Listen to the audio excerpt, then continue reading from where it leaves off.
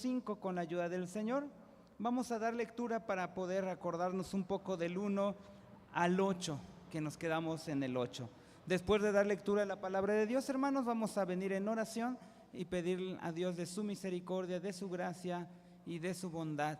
Y hermanos, pues con la ayuda del Señor vamos a orar después de dar lectura. Pido a mi esposa, quien sea ella, que ore a Dios después de leer esta parte escritural en San Mateo capítulo 5 del 1 al 8, y así oramos con mi esposa después de dar lectura con la ayuda del Señor. Y que la letra dice, hermanos: y viendo las gentes, subió al monte, y sentándose, se llegaron a él sus discípulos, y abriendo su boca, les enseñaba diciendo: bienaventurados los pobres en espíritu, porque de ellos es el reino de los cielos.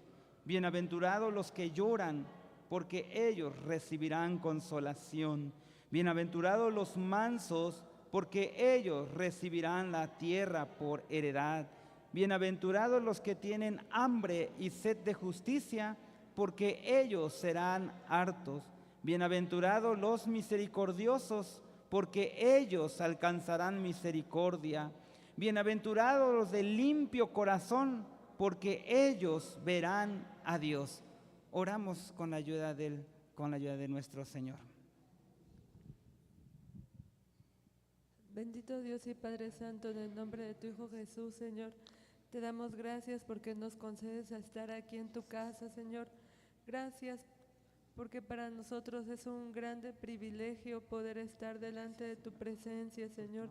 Que nuestro oído esté atento a tu palabra, Señor. Habla a través de la vida de tu siervo, Señor. Pon tus palabras en su boca, Señor, que tu Espíritu Santo lo respalde. A nosotros danos un oído atento, Señor, para poder atender a tu palabra. Tú sabes lo que cada uno de nosotros necesita, Señor. Habla nuestra vida, Padre, y asimismo ayúdanos a poner en práctica, Señor, todas estas palabras, Señor. En el nombre de Jesucristo, a ti sea dada toda la gloria, toda la honra y toda la alabanza, en el nombre de Cristo Jesús. Amén. Gracias. Dios les bendiga. ¿Pueden ocupar su lugar, hermanos, con la ayuda del Señor? ¿Pueden todos ocupar su lugar con la ayuda del Señor? Bueno, hermanos, miren, como veíamos desde el principio de estas bienaventuranzas, y hermanos, que el Señor, cuando el Señor Jesús enseñó esto en el Sermón del Monte, habían 4 grupos religiosos, y quiero acordarnos un poco de esto para poder entender cuando dice: bienaventurados los de limpio corazón, porque ellos verán a Dios. Y habían 4 grupos religiosos, ya muchos se acordarán y saben de esto. Estaban los fariseos. Los fariseos, ellos, hermanos, pues se apegaban a las tradiciones, y ellos querían que se llevara a cabo la ley pues como según ellos la interpretaban. Estaban también los saduceos. Los saduceos, ellos rechazaban las tradiciones, no querían ya las tradiciones. Ellos vivían en el presente, hermanos, sin importar tal vez el futuro, el presente. Los esenios, hermanos, ellos proclamaban el aislamiento, salir, alejarse.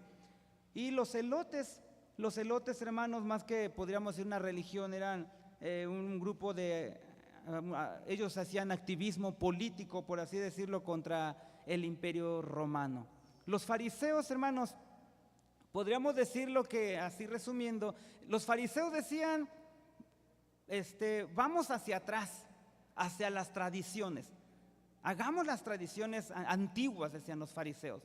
Los saduceos, hermanos, decían: no, olvídense de las tradiciones. Hay que hacer lo que se vive en este presente, en este momento.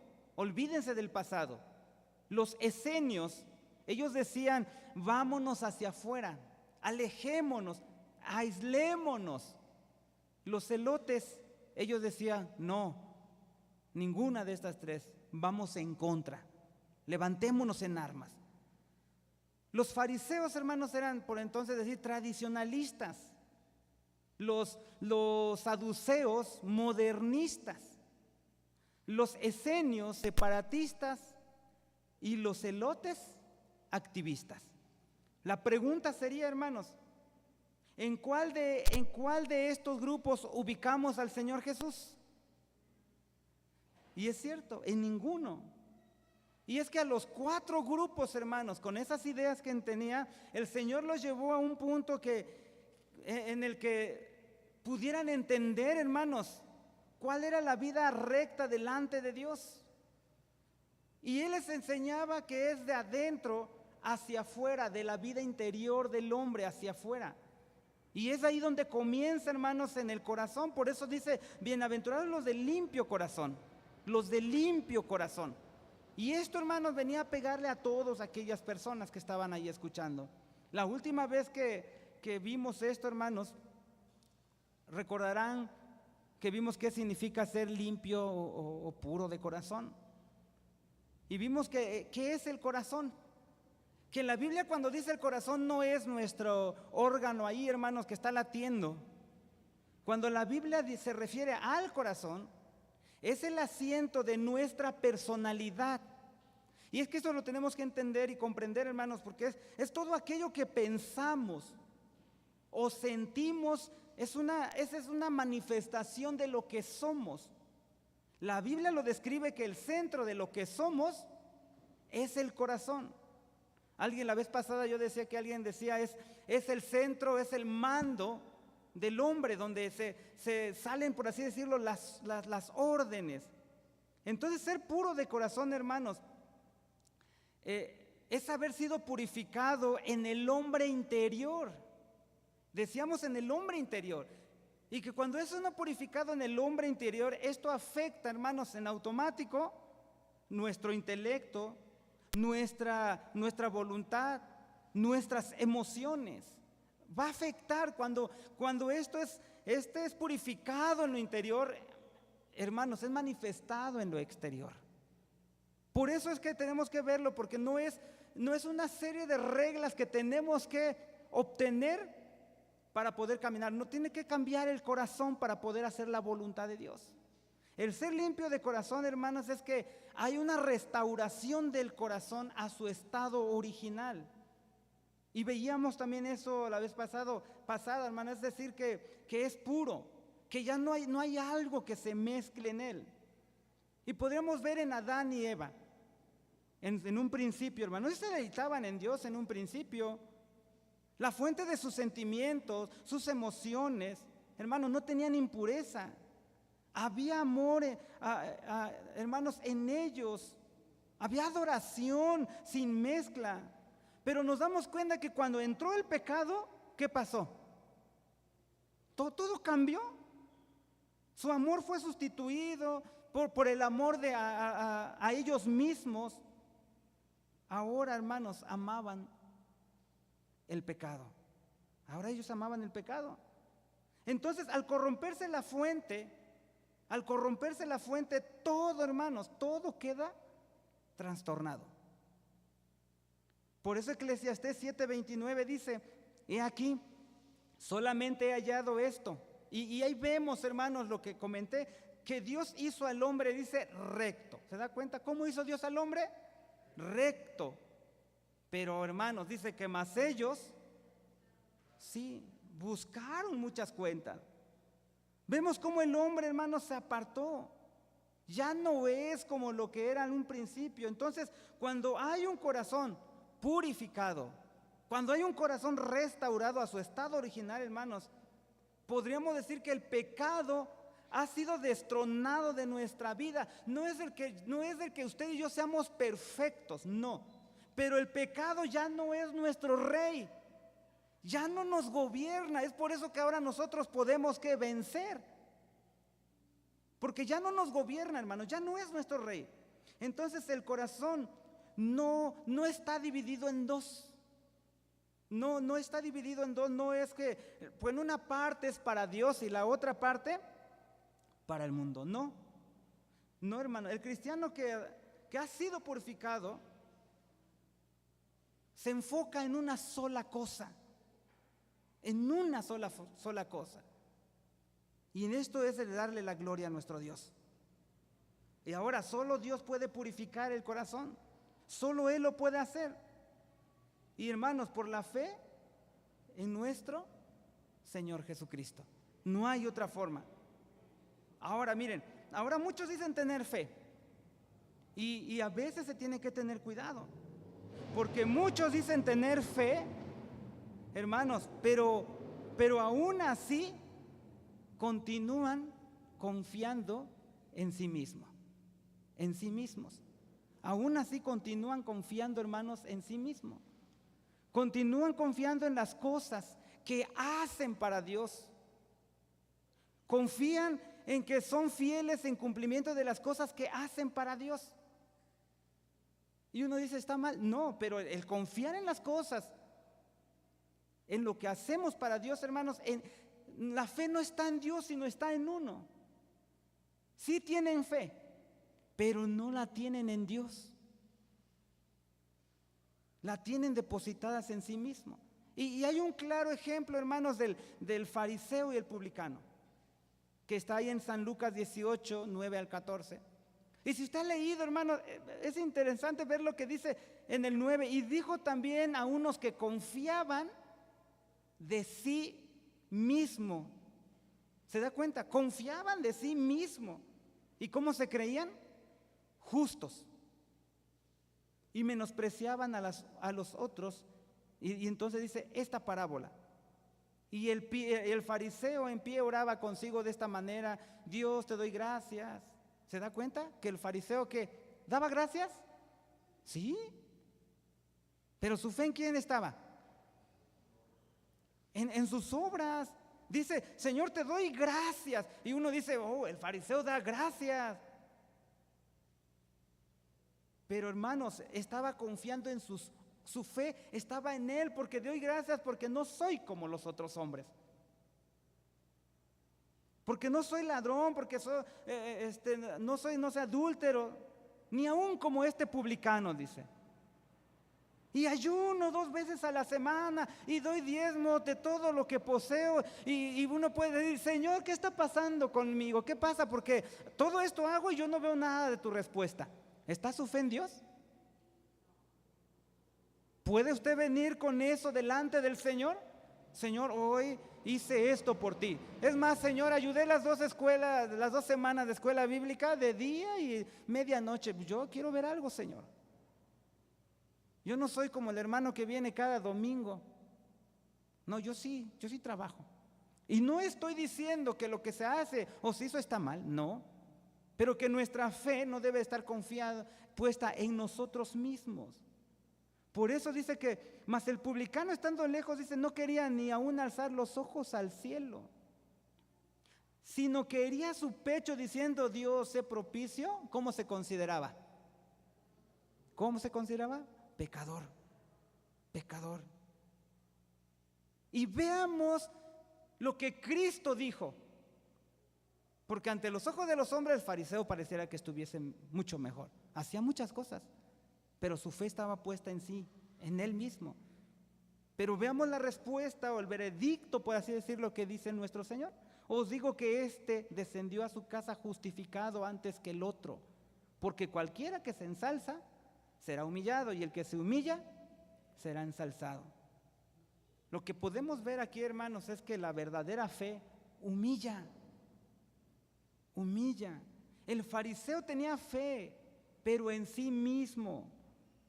Entonces, hermanos, ¿cómo sé que tengo un corazón puro? ¿Cómo usted sabe que tiene un corazón puro? Nosotros no podemos ver el corazón de las personas. No lo conocemos. Pero recordemos, hermanos, que dije al principio que es el centro de nuestra personalidad. De ahí salen nuestras acciones, nuestros sentimientos, nuestras decisiones. Y entonces, hermanos, podemos decir que con eso se muestra la intención de nuestro corazón. El corazón purificado, hermanos, tiene buenas decisiones. El corazón purificado tiene buenos sentimientos. Por eso es que San Lucas en 6:45 dice que el buen hombre del buen tesoro de su corazón saca bien. Y el mal hombre del mal tesoro de su corazón saca ¿qué? Mal. Porque de la abundancia del corazón ¿Se da cuenta? No podemos ver el corazón. No lo podemos ver, no podemos ver ese corazón, pero podemos, por así decirlo, hermanos, escuchar sus palabras, sus intenciones, sus anhelos. ¿Qué frutos están saliendo de ese corazón? ¿Cuáles son esos frutos que evidencia, que muestran esas evidencias, hermanos, de un corazón purificado? Porque hay frutos. Ahora, pues podemos ver que si un corazón ha sido purificado, debe tener una inclinación hacia donde cree, hacia la santidad. Por eso es que, hermanos, decimos que las bienaventuranzas no es el que nos muestre el camino al cielo. Más bien es como un espejo que podemos ahí nosotros vernos. Si mi corazón ha sido purificado, mi corazón se tiene que inclinar a la santidad. A la santidad. ¿De qué? Hermanos, en todo, en pensamiento, en motivaciones, en actitudes, en conductas. Por eso es que tenemos que ver, hermanos, cómo se comienza esto, de adentro hacia afuera, de adentro hacia afuera. Y este es el orden que dijo nuestro Señor Jesucristo. ¿Lo puede usted cambiar? No. Es primero lo interno, hermanos. Lo primero es lo interno y de ahí se va a lo externo. Entonces un corazón, hermanos, purificado se inclina de adentro hacia afuera. Un corazón purificado tiene anhelos santos. Si usted viniera al Señor, o más bien si el Señor le hablara como a Salomón, por así decirlo, hermanos, y ahí puede usted ver la intención de su corazón. Si usted el Señor le hablara como le habló a Salomón y le dice, y pide lo que quiera. Que el Señor le dice, pide lo que quiera. ¿Qué pediría usted?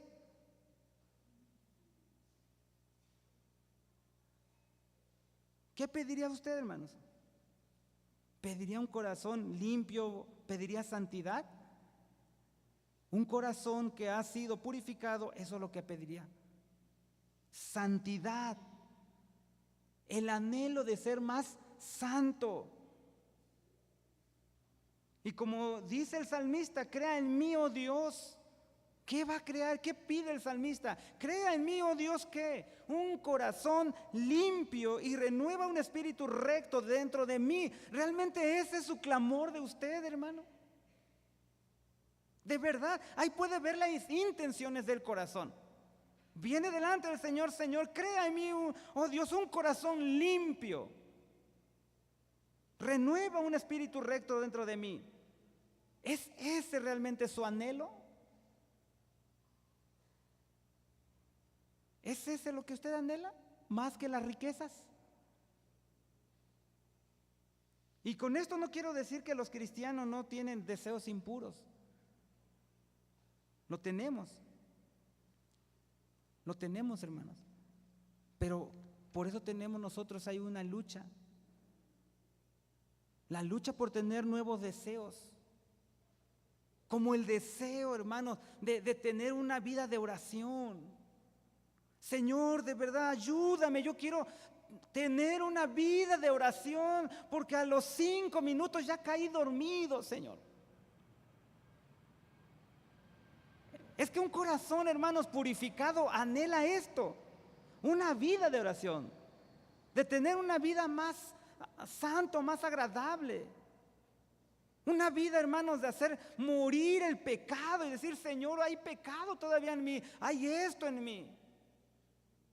Y sobre todo, hermanos, esos pecados que nadie ve, pero que ahí están.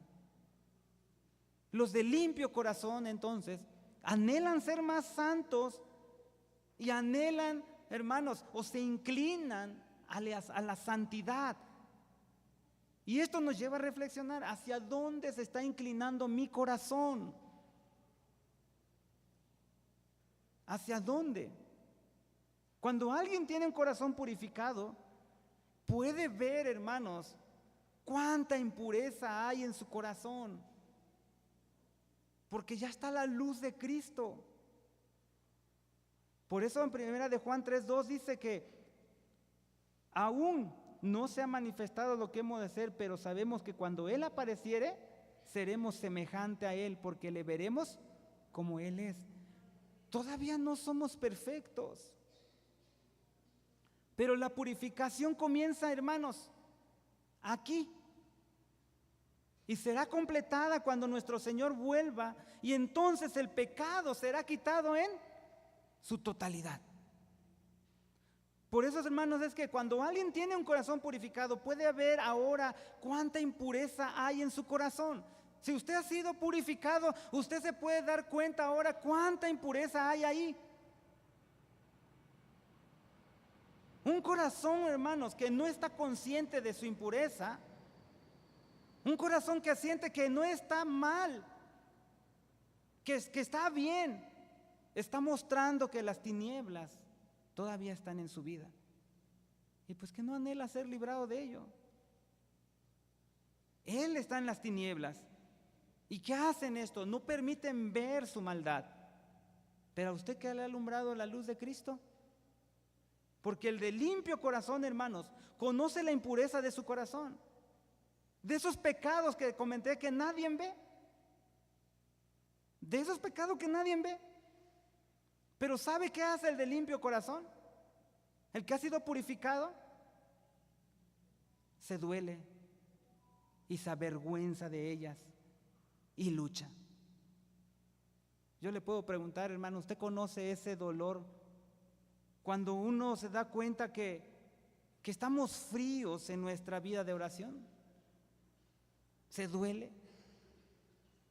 Cuando dice ya no leo tu palabra con ese deleite. ¿Se duele? El dolor que se siente, hermanos, cuando su espíritu se apaga. Cuando ve que está a punto tal vez de caer en tentación. ¿Se duele? Ahora, hermanos, si usted se siente, no sé, puedo decirle si usted se siente satisfecho delante de Dios porque yo no tomo. Que dijera, yo ya no tomo, yo ya no sé, ya no fumo. Cosas externas. Y no conoce la lucha de la que estamos hablando, de la corrupción del corazón. Entonces su corazón no ha sido purificado. No ha sido purificado. Porque ¿qué puede decir de sus pensamientos? Es de esto lo que estamos hablando. ¿Qué puede decir de sus pensamientos? ¿Qué tan consciente está podríamos decir, qué tan consciente está usted de su propia codicia? De su amor por las cosas de este mundo. De eso es lo que estamos hablando, hermano.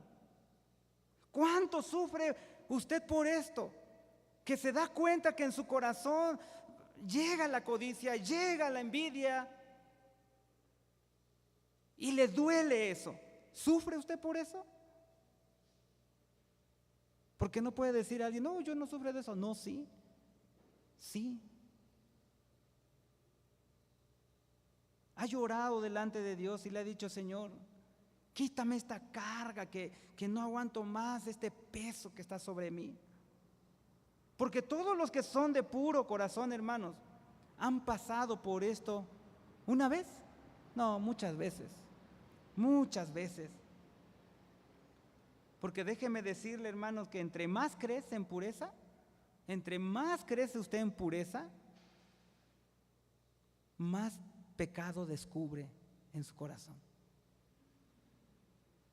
Pero hermanos, si usted ve esas impurezas en su corazón,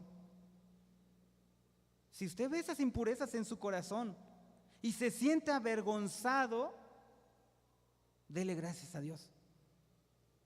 Dele gracias a Dios. Eso significa que Él no lo ha abandonado. Él está dando luz para que vea lo que antes no veía. Dele gracias a Dios. El impuro de corazón, hermanos, ¿siente vergüenza? No, el que es impuro de corazón no siente vergüenza por estas cosas, ni siquiera las ve. No percibe los pecados, no sabe ni conoce la lucha interna del corazón. El corazón que está en tinieblas, hermanos, es ignorante, dice la palabra de Dios. El alma, dice en Proverbios 19:2, el alma sin ciencia no es buena. No es buena. Y aquí nos habla de la ciencia de Dios. Y sin la ciencia de Dios, hermanos, un alma no puede ser buena. Es imposible. No puede tener una vida agradable delante de Dios. No lo puede tener, hermanos. Y el hombre mira lo que está delante de sus ojos, pero Jehová mira ¿qué? El corazón. Yo creo que los creyentes puros de corazón, hermanos, de verdad, saben de lo que estamos hablando. Por eso es que el Señor expresó cuando dijo, bienaventurados los que lloran, porque ellos recibirán consolación, porque saben de esto, hermanos. Y parece que esto es paradójico, hermanos, porque ¿cómo pueden estar felices los que lloran? Pues si son felices, ¿por qué lloran? Hermanos, pues lo podemos resolver. Ellos lloran porque conocen su condición. Y son felices porque al llorar son consolados porque son perdonados por pura gracia. Los que no han llorado de este modo, hermanos, los que no se han afligido, no han llorado, es porque tampoco saben lo que es ser consolado por Dios. No lo saben. Aquel que no ha llorado por su pecado, aquel que no ha sentido pesar y no ha venido delante del Señor y Señor, yo he fallado esto, con mis pensamientos esto, me vino esto, salió de mi corazón esto, y no ha llorado por esto, tampoco conoce el alivio de ser perdonado. Tampoco conoce el alivio de ser perdonado. Porque el Salmo 32:1 de hermanos David dice, bienaventurado aquel cuyas iniquidades son perdonadas. ¿Se da cuenta? Que usted cuando viene delante de la presencia de Dios, hermanos, bienaventurado es usted, porque sus iniquidades son perdonadas y borrados, dice, sus pecados. Aquel que está sin Cristo, ¿cuántas veces se ha postrado delante de Dios y le ha pedido que le quite los pensamientos impuros que llegan a su cabeza? Porque de eso es lo que hablamos, hermano. O que quite los resentimientos que siente contra alguien que te ha ofendido. De esto es lo que estamos hablando, del corazón.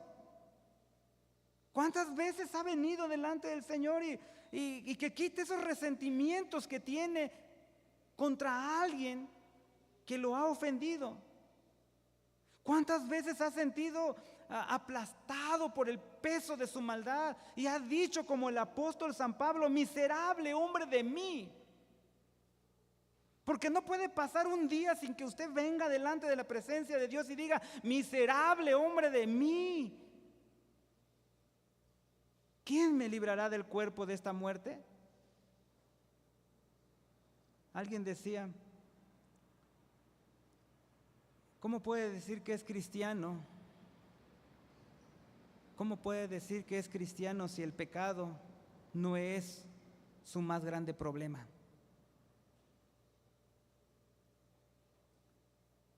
¿Se puede decir esto de usted? Y usted puede contestar esto delante de la presencia de Dios. Pues ya hemos considerado esto, una genuina inclinación a la santidad. Debe de haber una carga por las impurezas que va habiendo en su corazón.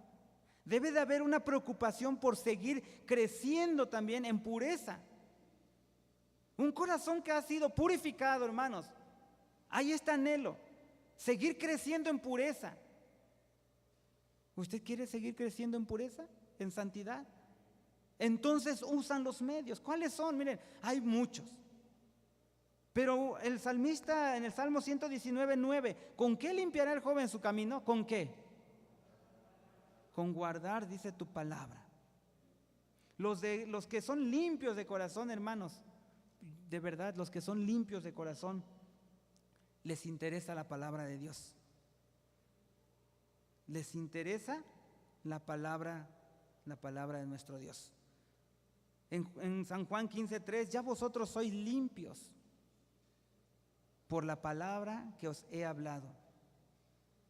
Hermanos, es cierto que uno canta y ora y se siente bien y no está mal. Pero hermanos, ¿qué hay con el pecado? Y esto se va a tratar siempre, hermanos, porque realmente ese fue el propósito de la redención. Y seguiremos tratando este tema, el pecado remanente. Se seguirá tratando porque, hermanos, el propósito de la redención, de la muerte de nuestro Señor Jesucristo fue este. Cristo murió, hermanos, o Cristo más bien no murió para divertir a los creyentes. No murió para divertirnos, ni para que nos pasemos un buen rato, o para que vengamos y estemos felices un momento, una hora, unos días, hermanos, no. Él murió para que el pecado sea quitado de nuestra vida, porque Él es 3 veces santo. Y Él murió por eso, hermanos. La palabra es usada, hermanos, que nos ha dado para santificarnos. Y un creyente que no lee la Biblia, porque si yo les pregunto, ¿cuántos de ustedes quieren ser santificados? Y amén. Pero un creyente que no lee la Biblia no puede decir que su interés es crecer en santidad. No es su interés. Porque quien quiera crecer en santidad tiene que estar escudriñando las Sagradas Escrituras. Usted lucha con la apatía con relación a esto, a la lectura de la palabra de Dios. Si lucha, hermanos, dele gracias a Dios. Señor, yo lucho, yo sí quiero leer y ahí voy. Porque si alguien descuida la palabra de nuestro Dios, lo ignora, hermanos, por un largo periodo, entonces realmente no conoce lo que es la pureza del corazón de la que nos está hablando Cristo. Ahora con esto, hermanos, ¿usted es puro de corazón? Después ya veremos qué significa esta promesa de los puros de corazón, pero ¿usted es puro de corazón? ¿Es puro de corazón? Porque el Señor, hermanos, hoy puede obrar en su vida. Y lo que Él busca es transformar. Él busca transformar el corazón del hombre. Es de adentro hacia afuera. No es solo seguir unas reglas para ser cristiano. No. Cristo vino a transformar y vino a cambiar el corazón del hombre, para que de ahí sus deseos sean limpios, sean puros. Y hermanos, si usted no ha sido limpio de corazón, pues puede venir delante de la presencia del Señor.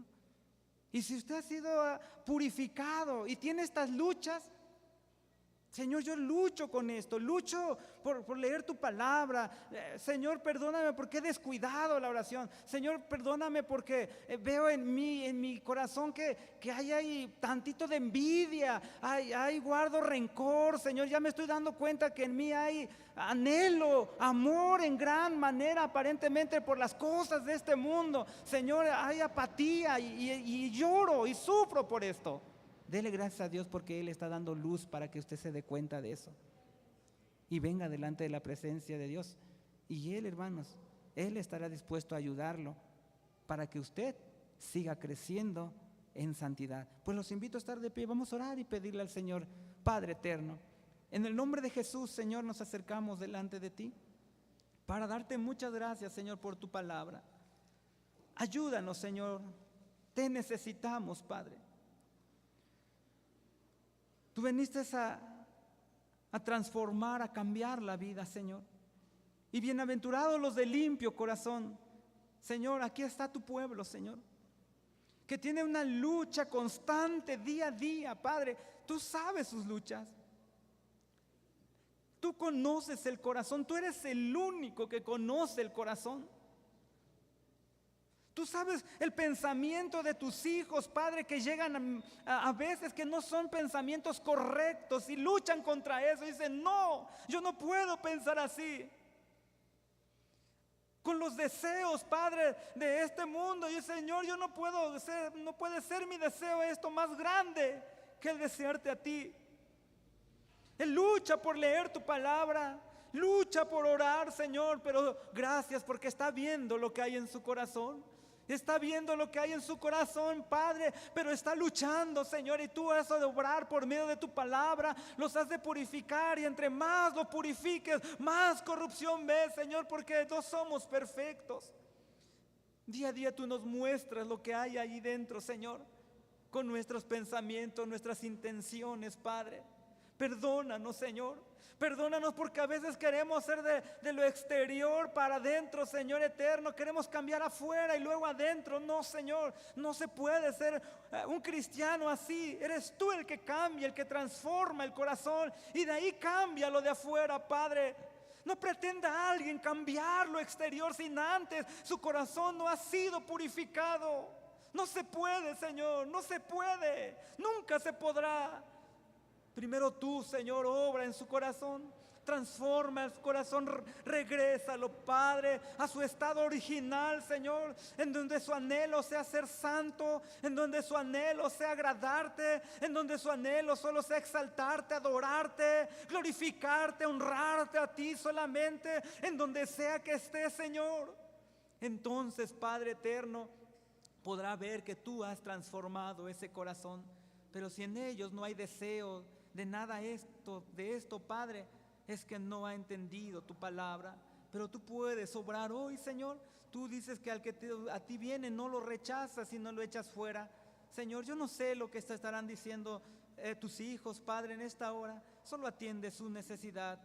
Atiende, Padre, atiende su clamor con sus luchas que ellos tienen. Atiende, Padre eterno, y sé tú con ellos para que puedan ser un pueblo que crezca en santidad, en pureza, en limpieza, Padre, para la gloria tuya, Señor. Sé Dios que has de obrar en la vida de cada uno. Te doy muchas gracias, Señor. Padre eterno, te pedimos también, Señor, por nuestro pastor, por la familia de nuestro hermano que ha partido, Señor, contigo, Padre. Sé tú con la familia, fortalécelos, Señor, ayúdales, Padre Santo, y así, Señor eterno, seguirá estando en nuestras oraciones la familia, Padre. Sé Dios que tú has de obrar y estás con ellos. Te doy muchas gracias, Señor. Ahora, Padre, vamos a salir a casa, vamos a ir, Señor, a nuestros hogares. Llévanos con bien, y que mientras distante uno de los otros, que la gracia de nuestro Señor Jesucristo, el amor tuyo, Padre Santo, y la participación y comunión con tu Santo Espíritu sea con cada uno de los que alabamos y bendecimos tu nombre. Amén.